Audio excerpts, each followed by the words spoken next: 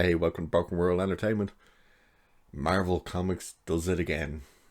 So, we've seen Edge of Spider-Verse with the Liberace looking Spider-Man, which apparently is number 5. Number 3 was the British version of Spider-Man, which was a black woman in just like god awful suit. Well, now we're at issue 4. For some reason, they've shown us the last issue before they've shown us these ones. So the Liberace dude is still to come out, who, by the way, is gay. The Brit one is gay. And now here comes number 4,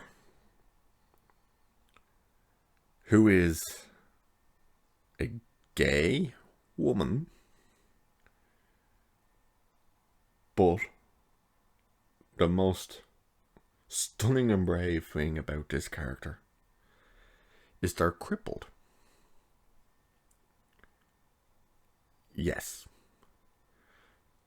They're crippled to the point that when they're swinging around the city, they're using walking sticks to shoot the web, while they have a goddamn wheelchair stuck to their back. Wow. Wow. And of course you find out they're gay because she goes to a wedding or something, but her dress is, of course, the pride flag.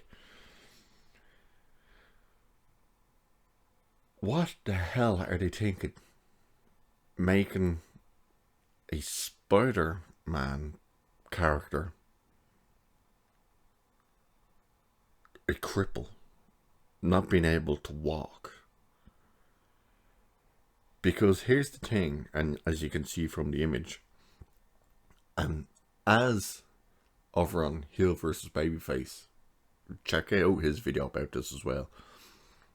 He pointed this out, and I couldn't agree with him more. And he said it not to be funny, and I'm going to say the same thing. Not to be funny, because it's true. She clearly has no power in her legs. She's in a goddamn wheelchair. She has to use the canes to fire the web and drag herself through the skylines. Her legs aren't strapped around her, which means her legs will be flopping around in the wind because she's no power in her legs. Who thought that was a good idea? You can see where they think, oh, we have to include the cripple, someone with a handicap into the... That's fine, as long as you do it where it works and actually suits the character. You can't just go, well, let's make Spider-Man a cripple. Let's make them not be able to walk. Well, how are they going to get from A to B? Oh, it's grand. We'll just stick a wheelchair to their back. Like, Jesus Christ. We've had superheroes with handicaps, but they've played and explained the strengths and weaknesses of these people perfectly. Like Daredevil. The dude is blind. Matt Murdock. He's blind. But his other senses have basically superhuman enhancements. So it's almost like sonar for him. You know what I mean? He can't see, but he doesn't sense things. He hears and smells and you can feel. You know, his other senses are hyped. So that's why he's able to do what he's able to do. Look at Barbara Gordon, the original Batgirl, who was obviously Batgirl until in Killing Joke, the story of Killing Joke, she was shot in the back and paralyzed. She didn't continue to be Batgirl or running around the streets. She was in a wheelchair. She became the Oracle.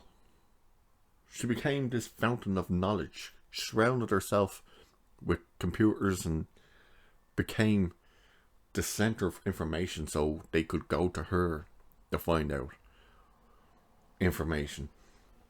Until later, and it was a good bit later, they invented a chip that they put into her spine that allowed her to walk again. Look at Charles Xavier, Professor X. Dude was paralyzed, put in a wheelchair, but his power is his mind. He's not out in the field with them trying to do things. If he had to use his powers, he would go in and stick on his little metal helmet and look through the world, through the minds of everyone to find out where people are. He had psychic powers, you know. If he did end up face to face with someone, he could use his mind. But he'd done everything to kind of avoid being in those situations. So you have Daredevil, whose other senses are superhuman, but he can't see. You know, he's not doing superhuman things in like jumping 100 feet in the air or anything like that. It's just his other senses are super, super high. Barbara Gordon became the Oracle. So she stayed in her wheelchair, but surrounded herself with knowledge, basically. And Charles Xavier used his mind and did not go out in the field as much as he could. And here comes this version of a Spider-Man or Spider-Woman, Spider-Dem-Day, whatever the fuck they're gonna call it. And they're shooting web from walking sticks while having the goddamn wheelchair stuck to their back. With our legs have to be flopping all over the place. Who thought that was a good idea? How could you sign off on that? Like, even if they wanted to stick with that, surely someone would have looked and went, maybe you should kind of strap the legs together for when they're flying about the city. But nope, no one seems to have done it.